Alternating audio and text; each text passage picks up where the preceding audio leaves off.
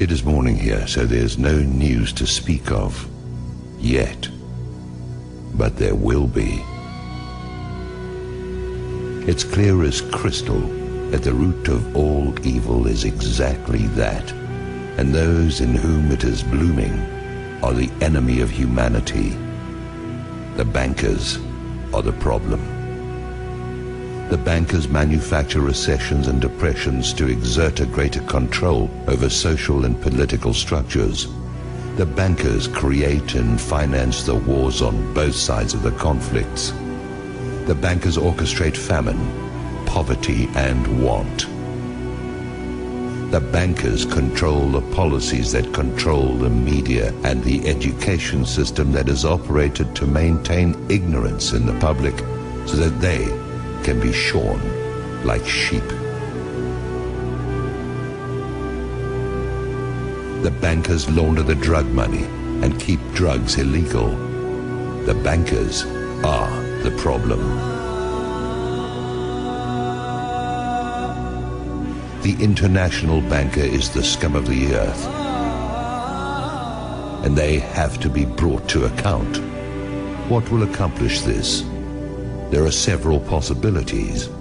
One of them is a real run on Wall Street, where the public goes into their offices and dispenses frontier justice on their person. The other is some kind of cosmic intrusion of forces that I won't begin to speculate on. And the other is some kind of financial miracle in which they actually wind up broke. But I don't know how something like that would work. The most likely is a combination of the first two, where the second channels through the first. Once the cost of food, lodging, and fuel hits a certain point, the public will be universally galvanized by the force that builds up from the pressure of their asses against the wall. We can be there in a few days. Once the system begins to collapse, it will have its own speed of free fall, and things will move at a spectacular rate of change. It will be like the way weather can suddenly transform in the South Seas. At the point when this begins to occur, the probability of global conflict will accelerate to maximum thrust. This is the primary truth about imperial currency activity. When the money goes south, violent attention goes east. Yes, maybe it will all just limp along on crutches while plastered with band-aids, but that goes contrary to the mathematics. You can spread the numbers only so thinly, or you can only press them together so much, and you're going to get holes appearing in the net all over the place, or you're going to get implosion.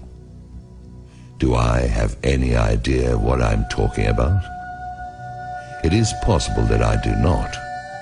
There's an area where allegorical poetry gains a mystical influx of metaphysical certainty that is no different from the theoretical physics, where theory is just another word for things we don't want to accept as inevitable.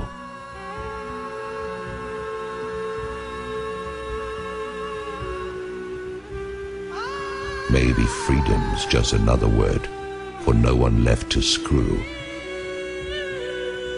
It stands to reason that sooner or later the public will have no further option but to declare open season on the bankers. They'll be hunted down as the be-all and end-all of everything dangerous and wrong. They are a plague and a pestilence as bad as any epidemic. They are the whiskey and yellow fever blankets on the reservations of ordinary life. They are anthrax masquerading as sweet and low. They are the long-standing source of the majority of humanity's problems and have little competition except for the ubiquitous presence of ignorance and impossible dreams. Whoever these bankers are, that is who they are.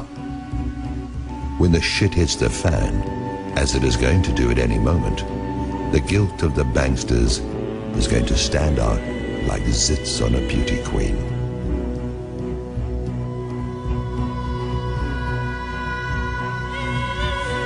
The transformation in the mind of the public is going to be immediate.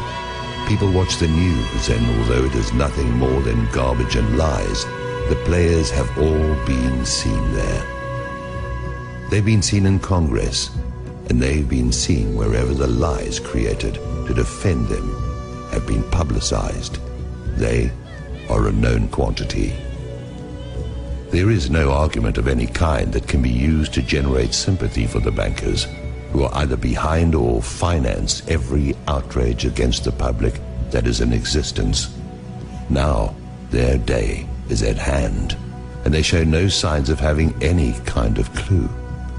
They sit at their vanities and admire their image like Marie Antoinette. They whoop it up like Louis XVI in Versailles, surrounded by gold leaf wallpaper and sycophants, while they diddle the sons and daughters of a dying empire that they brought to pass. There is mercy to be found here, but none of it can be for the banksters who have acted with none in their intentional efforts to beggar, mutilate, maim and destroy anyone and everyone who is not them. That mercy is for the public who, like Lefty, only did what he had to do. I try to get my heart and head around it. I try to see an out for everyone, but the only out I can see for the banksters is out of our lives, and marched still living through the gates of hell, where they can reunite with the banker-in-chief. I'm not the judge or executioner. I'm an observer who's never had enough money to even think about the banks in the first place. Now the bankers tightly grasp what is going to turn into flaming coals in their hands. Judgment is going to cry out from the earth they walk upon and have plundered at will. That will is now going to be drained away into fear and apprehension. Their fortress walls are going to fall away. Their protectors are going to turn on them. Their holdings are going to dissolve and spill from their fingers like a handful of sand. I wouldn't want to be a bankster today, or on any other day. The existence of a system has kept them safe.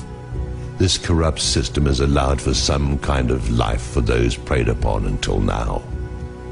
Now it has turned upon those whose compliance has been forthcoming for so long. Soon that compliance will be gone, and there are not enough police and armies to quell what is going to rise out of the midst. Maybe I'm wrong about this, but like everything else, we'll see.